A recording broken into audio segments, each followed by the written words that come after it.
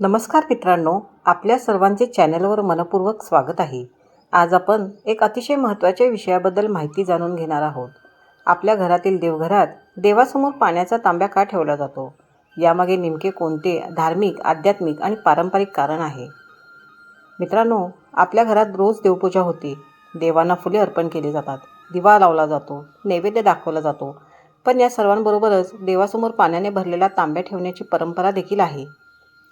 अनेक लोक ही परंपरा पाळतात, परंतु यामागील कारण फार कमी लोकांना माहीत असते.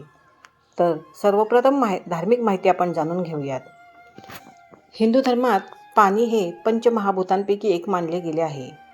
पाण्याशिवाय जीवन शक्य नाही, म्हणूनच पाण्याला अत्यंत पवित्र स्थान दिले गेले आहे. पूजेच्या वेळी देवतेला आवाहन केल्यानंतर त्यांना आसन, पाद्य, अर्घ्य, आचमन आणि स्नान अर्पण करण्याची परंपरा आहे. देवासमोर ठेवलेले पाणी हे या पूजाविधीचा एक महत्त्वाचा भाग मानले जाते. असे मानले जाते की देवतेसमोर ठेवलेले पाणी भक्ती, श्रद्धा आणि आदर यांचे प्रतीक असते. आता आपण आध्यात्मिक माहिती तसेच महत्त्व जाणून घेऊया. धार्मिक मान्यतेनुसार पूजा आणि मंत्रोच्चारामुळे त्या ठिकाणी सकारात्मक ऊर्जा निर्माण होते. देवासमोर ठेवलेले पाणी ही सकारात्मक ऊर्जा ग्रहण करते अशी श्रद्धा आहे. म्हणूनच अनेक ठिकाणी पूजा झाल्यानंतर हे पाणी प्रसाद म्हणून घेतले जाते किंवा तुळशीला अर्पण केले जाते. आता तांब्याचे महत्त्व आपण समजून घेऊया. भारतीय संस्कृतीत तांबे शुभ धातू मानले जाते. प्राचीन काळापासून पूजा, यज्ञ आणि धार्मिक विधींमध्ये तांब्याच्या भांड्याचा वापर केला जातो.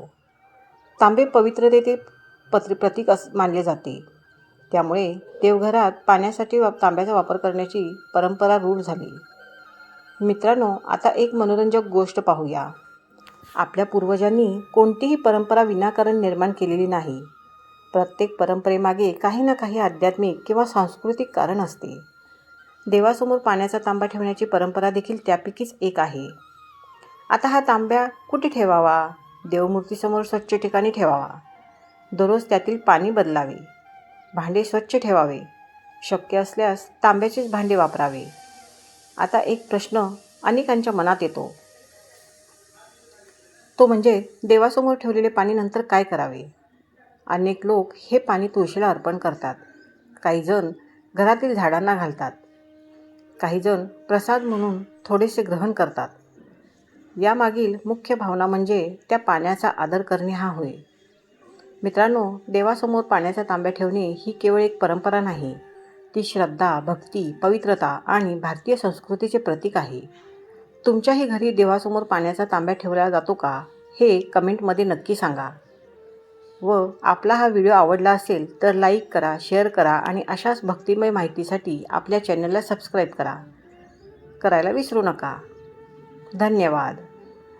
श्री स्वामी समर्थ.